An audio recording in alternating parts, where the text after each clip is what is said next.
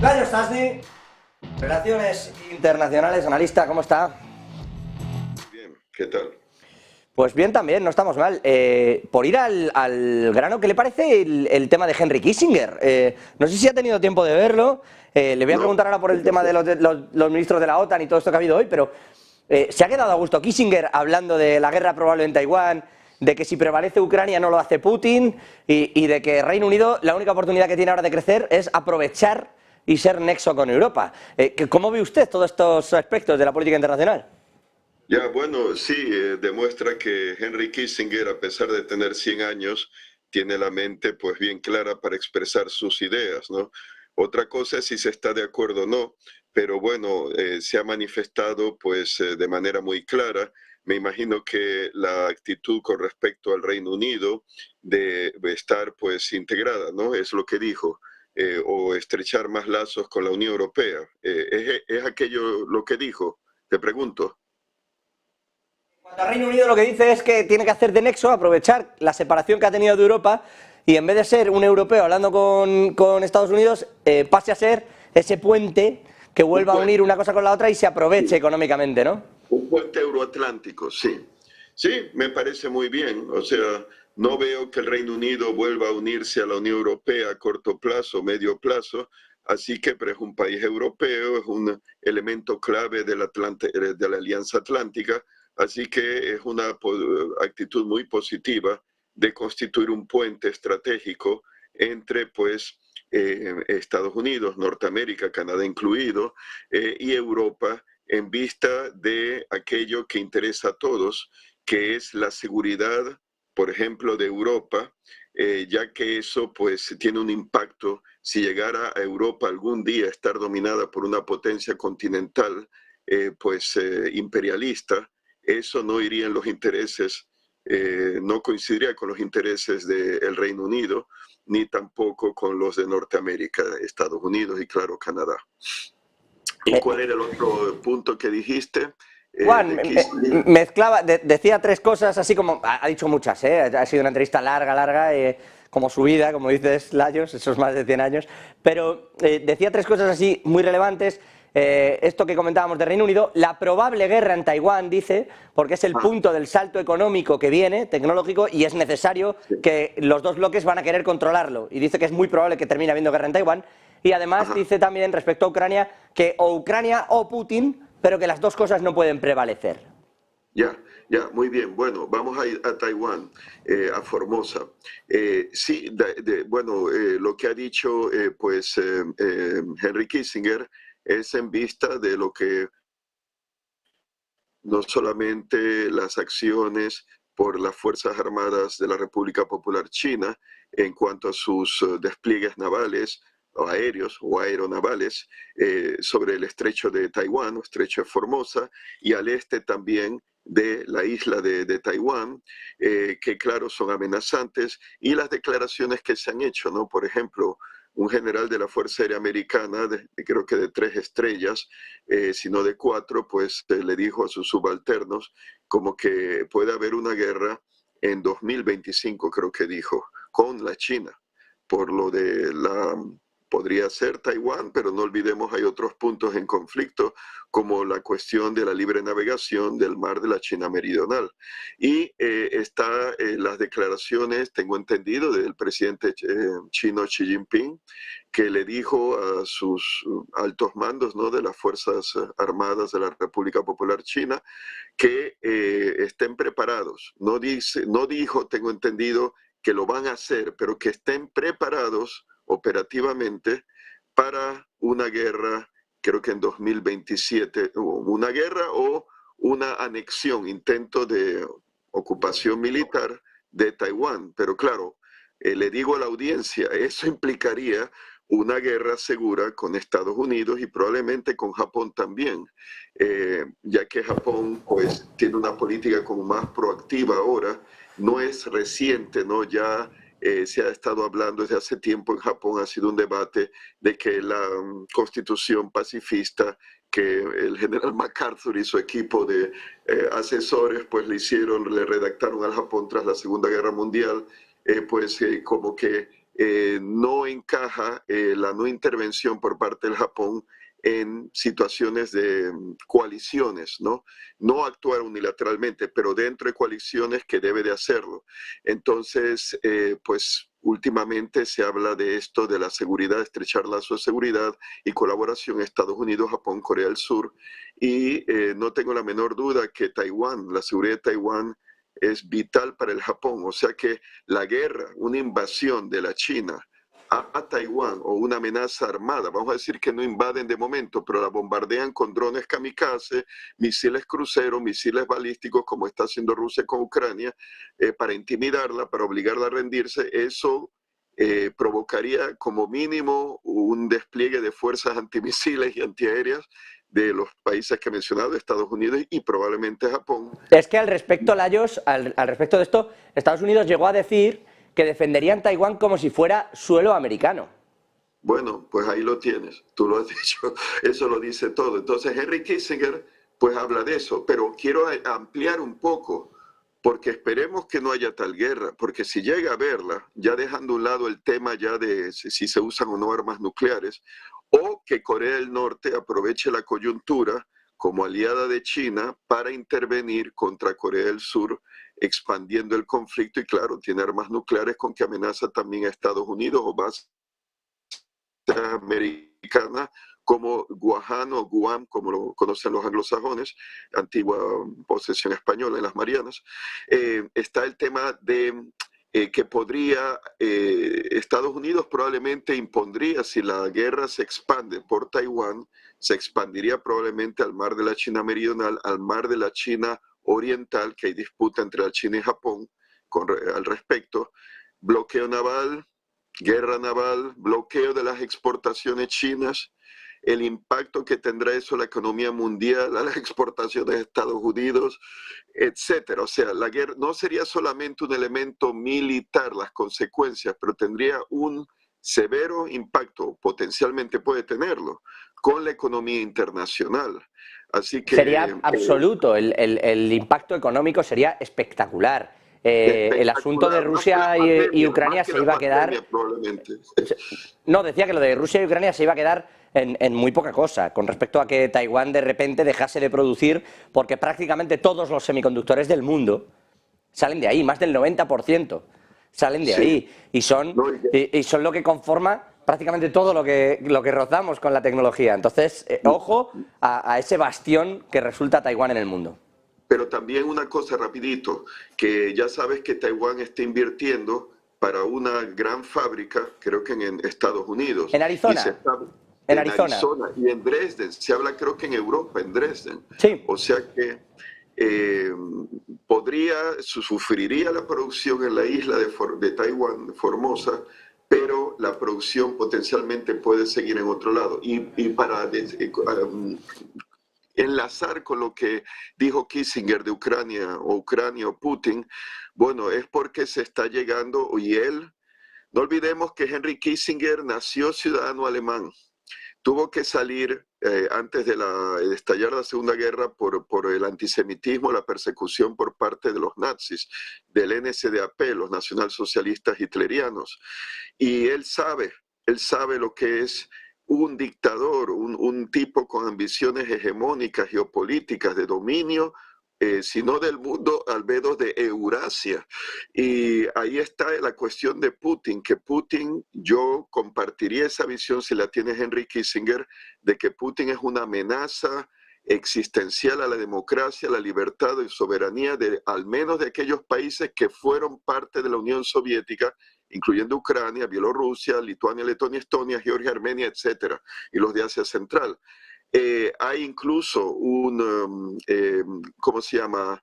Se me escapa, Patrushev, ese fue amigo de Putin, compañero de la Academia de la KGB cuando eran jóvenes, y él es secretario del Consejo de Seguridad del Kremlin. Él llegó según la prensa, pues a quejarse hace como un mes o mes y medio de que realmente la Unión Europea se espera de que desaparezca, y que Europa debe pasar a ser dominada por Rusia.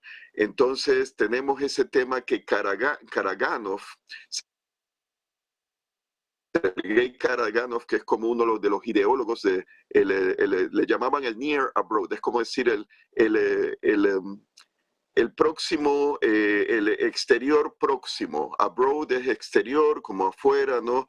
Y near es cercano, como el exterior cercano. ¿Qué es eso?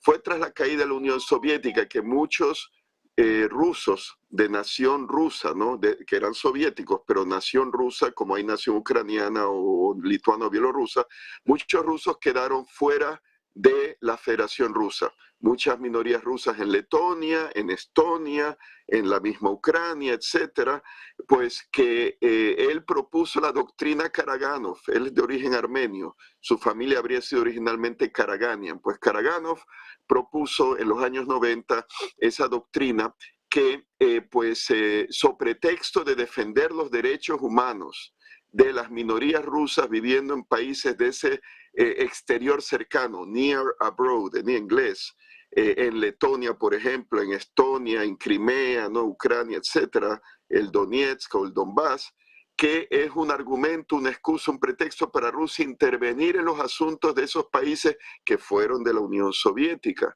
Entonces, él acaba de decir, Karaganov, por eso lo menciono, que hay que avisar a las poblaciones esas rusas que viven en países de la OTAN cerca de blancos militares, como en Letonia, Estonia, para que evacúen esas zonas cercanas a bases militares, para que cuando haya un ataque nuclear táctico ruso sobre esos blancos, que ellos no mueran en el ataque nuclear. Esas poblaciones rusas de la diáspora, ¿no? Aquellos que eran parte de la Unión Soviética y quedaron fuera de la Federación Rusa, ¿no? Porque viven fuera de la Federación Rusa.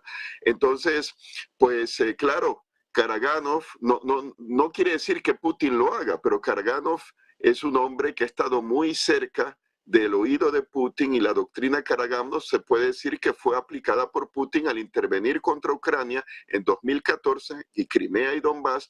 La cuestión de que los rusos están sufriendo persecución, etcétera, hay que defender los derechos humanos, que si los nazis, que si no sé qué. Ahí está la doctrina Karaganov. Así que para que Karaganov diga eso, que usará armas nucleares para detener el apoyo de la OTAN. Pero, Lajos, esto, o sea, tampoco es tan descabellado, en tanto que Bielorrusia viene recibiendo esas armas nucleares. Se hablaba del 7-8 de julio. La realidad es que desde ayer Alexander Lukashenko está dejando caer que ya están ahí y que están instaladas esas armas allí. Al respecto de esto, lo que está viendo últimamente son muchas maniobras. Ha comenzado la OTAN una serie de maniobras aéreas y es evidente que Rusia tiene una respuesta al respecto. Lo digo sobre todo porque de los últimos 8 días, en 4, la gente de la Royal Air Force, de la gente de la Armada Real Británica Aérea, ha informado y ha dado incluso fotografías, en fin, ha dado datos de cruces con aeronaves rusas que dice que estaban en territorio OTAN. Es decir, claramente esas maniobras que está haciendo la OTAN están ocurriendo también desde el otro lado. Vamos a ver un choque. Lo que se está trasladando a Ucrania son nuevas armas y misiles antidefensa. ¿Vamos a ver un choque real, también aéreo, o no es tan probable? Bueno, no, una cosa es que en Ucrania, la guerra de Ucrania, los ucranianos que piden aviones modernos caza, ¿no? Como los F-16, que no se les dé todavía, aunque en la reunión esa de ministros de defensa de hoy y de mañana en Bruselas, ahí creo que han llegado a un acuerdo algunos de los miembros de darle aviones de combate, es lo que tengo entendido, lo que acabo de leer, a Ucrania. Pero el ejercicio de Air Defender, defensor del aire, que va a durar desde el 12 de junio hasta el 23 de junio, con 10.000 hombres o personal militar, 250 aviones, de los cuales 190 son cazas de combate, es significativo. ¿Por qué Ucrania quiere cazas modernos? Porque no lo olviden, desde al menos la Segunda Guerra Mundial, el poderío aéreo es el que decide las guerras en el suelo. Y no olvidemos, por ejemplo, cuando el poderío aéreo angloamericano fue decisivo para que las tropas alemanas que defendían su ocupación de Francia ante los desembarcos de Normandía de junio de 1944, tenían que movilizarse por los caminos de noche y siempre camuflados con muchas ramas y todo, porque estaban volando a cada rato los cazabombarderos P-47, Fairchild Republican, como Thunderbolt, perdón, americanos, los británicos, Typhoon, con cohetes antitanque, destruyendo los vehículos que hallaban. El poder aéreo es decisivo, y aquí vengo lo de los ejercicios. No olvidemos que las fuerzas convencionales terrestres rusas han quedado diezmadas en la guerra de Ucrania. Han perdido como 2.000 a 3.000 tanques, tanques sin contar los vehículos de combate de infantería, tanto de orugas como vehículos de transporte de tropas blindados con ruedas. ¿Qué quiere decir? Que si llega a haber un ataque, vamos a decir, nuclear de Rusia para frenar el apoyo de la OTAN, el poderío aéreo de la OTAN es tal que ni siquiera necesitarían lanzar armas nucleares de respuesta tácticas contra blancos rusos, porque basta con las armas de precisión, las bombas de precisión, misiles de precisión, como los Storm Shadow, como sería pues sombra de tormenta, ¿no? Se le traduciría de los misiles crucero estos aire-tierra británicos que tiene Ucrania y que son muy efectivos. Desbaratarían no solamente a las fuerzas nucleares tácticas rusas, sin necesidad de armas nucleares tácticas que las tiene la OTAN. Ya, Lajos, lo que pasa... Hundirían todos los barcos, el poderío aéreo ruso sería borrado del aire. Con fuerzas aéreas. Claro, o sea, esto es lo significativo del ejercicio. Que vean los rusos que no se atrevan a meterse con la OTAN, porque sin necesidad de recurrir a armas nucleares, la OTAN los puede liquidar en el aire, en la tierra y sobre el mar. Bueno, esa es sobre todo la respuesta a esa parte, la pedía Polonia, además, esta respuesta a lo que consideraba una intimidación por parte de Rusia, el hecho de que se trasladaran esas armas nucleares a Bielorrusia. La realidad es que, al final, como empecemos a apretar botones, Lajos, va a ir la cosa regular en líneas generales para todo el mundo. Dime, Lajos, sí. Sí, bueno, claro, hay una cosa, hay misiles Iskander, esos de 500 kilómetros de alcance, Iskander-M o Alejandro Magno-M, desplegados en Bielorrusia, también en la antigua Königsberg, ¿no? la actual Kaliningrado, que es territorio soberano ruso, entre, ya saben, Lituania y Polonia. Pues ya vieron cómo pueden ser interceptados por los misiles Patriot y otros sistemas de defensa antimisil.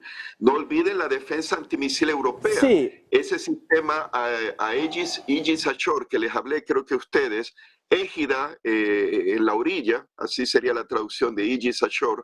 Aegis es el sistema de control de tiro y misiles antiaéreos que tienen las fragatas Álvaro de Bazán, y las van a tener las F-110.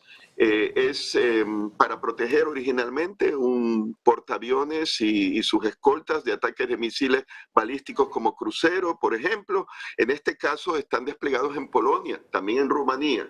Para defender... Sí, perdóneme, es que se me va el tiempo, dígame. Rapidito.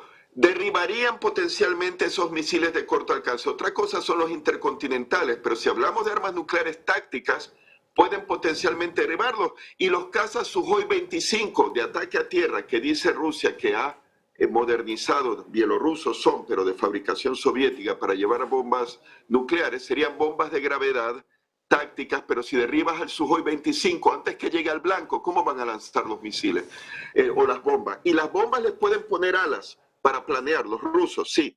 Según James, esta editorial de defensa británica, pueden tener un alcance de más de 30 kilómetros, una bomba de 500 kilogramos, Kaber 500, con GPS o navegación por satélite GLONASS. Insisto. Pero puedes derribar la bomba también con sistemas antiaéreos como los que están usando los ucranianos para derribar drones kamikaze. Sí, pero que luego también están los Leopard, que ya tampoco han sido para tanto, que hoy estaban los ingenieros alemanes teniendo que ir a... Hay que saber usarlo, hay que saber usarlo. Sí, yo le digo, bueno, han puesto... Lanzándolo, no, es que hay que saber, no es cuestión de, tienes un auto deportivo y vas a toda velocidad hasta el punto que te vas de la curva y te estrellas, ¿De qué sirve el auto? Pero si lo No, manejas no, como un Layo, si no lo digo por criticar, sino que ya sabes que a mí me gusta ponerle el contrapunto, tanto si le damos esa parte más europea como si le damos la parte de Rusia, yo me gusta ponerle el contrapunto desde el otro lado, en el sentido de que, bueno, al final todo ocurre y todo el mundo tiene también al alcance una serie de cuestiones que en todo caso nos parecen, bueno, yo creo peligrosas de todo punto, desde cualquier lado, la verdad. Layo Sardi, Relaciones Internacionales, gracias, de verdad que no me da tiempo a más, le agradezco. Gracias por invitarme, nos vemos, cuídense. Y vamos a seguir hablando de este tema.